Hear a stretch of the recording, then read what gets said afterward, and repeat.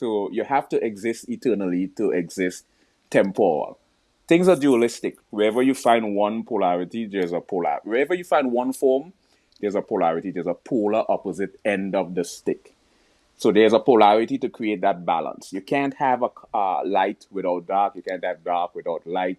So polarities are really contingent on each other, right? So if we die, then we live.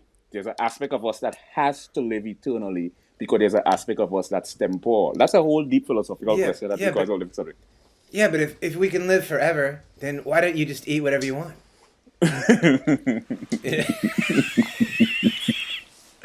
I have no idea, man. No, well, you've never had a Twix bar before?